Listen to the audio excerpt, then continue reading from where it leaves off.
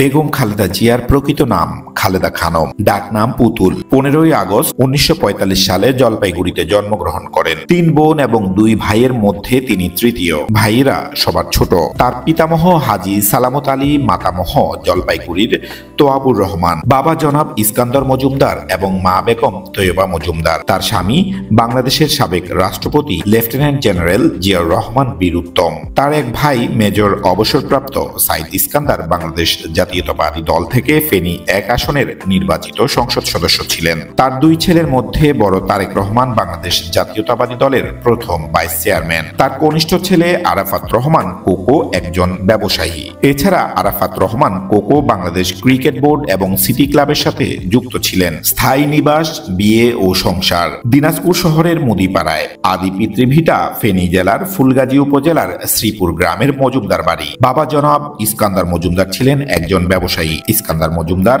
1919 সালে ফেনী জেলা থেকে জলপাইগুড়ি যান। বোনের বাসায় থেকে ম্যাট্রিক পাশ করেন ও পরে চা ব্যবসায় জড়িত হন। 1937 সালে জলপাইগুড়িতে বিয়ে করেন। জলপাইগুড়ির নয়াবস্তি এলাকায় 1947 সাল পর্যন্ত বসবাস করেন। 1984 সালের 15ই নভেম্বর ইন্তেকাল করেন। মা বেগম তৈয়বা মজুমদার ছিলেন একজন একান্তভাবে গৃহিণী। খালেদা জিয়ার সঙ্গেই থাকতেন। খালেদা জিয়ার স্কুল জীবন শুরু হয় 5 বছর বয়সে দিনাজপুরের মিশন স্কুলে। এরপর দিনাজপুর গার্লস স্কুলে ভর্তি হন। এই স্কুল থেকেই 8ম শ্রেণী পাশ করেন। কলেজে থাকা অবস্থায় 1960 সালের আগস্ট মাসে জিয়াউর রহমানের সাথে তার বিয়ে হয়। জিয়াউর রহমানের ডাকনাম কমল। জিয়া তখন ছিলেন পাকিস্তান সেনাবাহিনীর একজন ক্যাপ্টেন। ডিএফআই এর অফিসার হিসেবে তখন তিনি দিনাজপুরে কর্মরত ছিলেন। 1965 সালে খালেদা জিয়া স্বামীর সাথে পশ্চিম পাকিস্তানে যান। 1969 সালে মার্চ পর্যন্ত করাচিতে স্বামীর সাথে ছিলেন। এরপর ঢাকায় চলে আসেন। কিছুদিন জয়দেবপুর এলাকায়, এরপর চট্টগ্রামে স্বামীর পোস্টিং হলে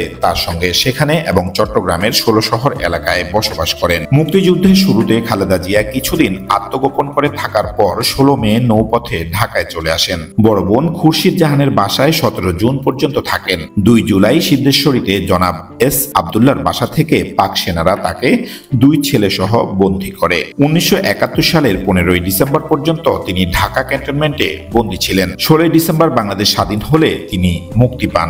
রাজনীতিতে আসার আগ পর্যন্ত বেগম জিয়া একজন সাধারণ গৃহবধূ ছিলেন। মূলত 2 পুত্রকে লালন পালন ও ঘরের কাজ করেই সময় কাটাতেন। জিয়াউর রহমান বাংলাদেশের রাষ্ট্রপতি থাকাকালীনও রাজনীতিতে বেগম জিয়ার উপস্থিতি ছিল না। 1981 সালের 30 মে এক ব্যর্থ সামরিক অভ্যুত্থানে জিয়াউর রহমান নিহত হন। এরপর বাংলাদেশ জাতীয়তাবাদী দলের বিভিন্ন স্তরের নেতাকর্মীদের আহ্বানে তিনি 1982 সালের 3 জানুয়ারি বিএনপিতে যোগ দেন। 1982 সালের 24 মার্চ সেনাপ্রধান লেফটেন্যান্ট জেনারেল এরশাদ বিচারপতি আব্দুস সাত্তারকে ক্ষমতাচ্যুত করেন। বেগম জিয়া এর বিরোধিতা করেন। 1983 সালের মার্চ মাসে তিনি বিএনপির সিনিয়র ভাইস চেয়ারম্যান হন। 1983 সালের 1 এপ্রিল দলের বর্ধিত সভায় তিনি প্রথম বক্তৃতা করেন। বিচারপতি সাত্তার অসুস্থ হয়ে পড়লে তিনি পার্টির ভারপ্রাপ্ত চেয়ারপারসন হিসেবে দায়িত্ব পালন করেন। 1984 সালের 10 মে পার্টির চেয়ারপারসন নির্বাচনে তিনি বিনা প্রতিদ্বন্দ্বিতায় নির্বাচিত হন। তার নেতৃত্বেই মূলত বিএনপির পূর্ণ বিকাশ হয়।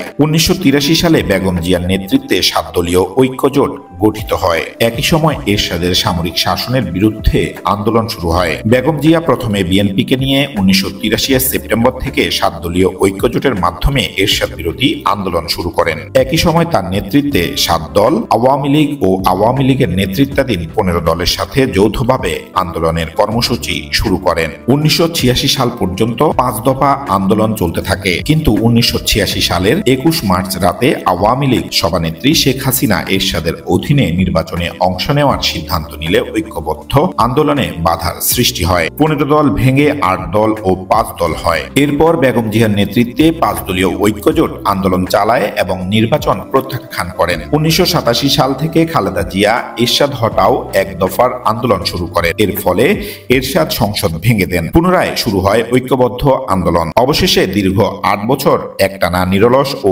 আপসহীন সংগ্রামের পর 1991 সালের 27 ফেব্রুয়ারিতে অনুষ্ঠিত সংসদ নির্বাচনে একক সংখ্যাগরিষ্ঠতা অর্জন করে বিএনপি। খালেদা জিয়া বাংলাদেশের প্রধানমন্ত্রী নির্বাচিত হন। সেই নির্বাচনে খালেদা জিয়া মোট 5টি আসনে অংশ নিয়ে 5টিতেই জয়লাভ করেন। পঞ্চম জাতীয় সংসদ নির্বাচন। 1991 সালের 19 মার্চ বেগম খালেদা জিয়া পঞ্চম জাতীয় সংসদ নির্বাচনে গণপ্রজাতন্ত্রী বাংলাদেশ সরকারের প্রধানমন্ত্রী নিযুক্ত হন। তার সরকার দেশে সংসদীয় পদ্ধতির সরকার কায়েম করে। 2 এপ্রিল তিনি সংসদে সরকারের পক্ষে এই বিল উত্থাপন করেন।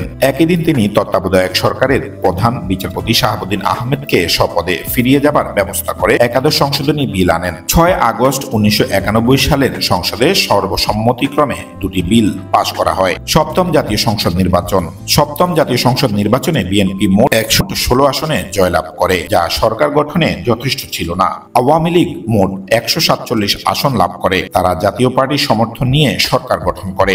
বিএনপি সপ্তম সংসদে বাংলাদেশের ইতিহাসে সর্ববৃহৎ বিরোধী দল হিসেবে আত্মপ্রকাশ করে। বেগম খালেদা জিয়া আওয়ামী লীগের 5 বছর শাসনামলে সংসদে বিরোধী দলীয় নেত্রী ছিলেন। অষ্টম জাতীয় সংসদ নির্বাচন। অষ্টম জাতীয় সংসদ নির্বাচনের আগে বিএনপি জামায়াতে ইসলামী, ইসলামী ঐক্যজোট ও জাতীয় পার্টির সাথে 4 দলীয় ঐক্যজোট গঠন করে। 1 অক্টোবর সংসদ নির্বাচনে 4 দলীয় ঐক্যজোট বিপুল ভোটে জয়ী হয়ে সরকার গঠন করে।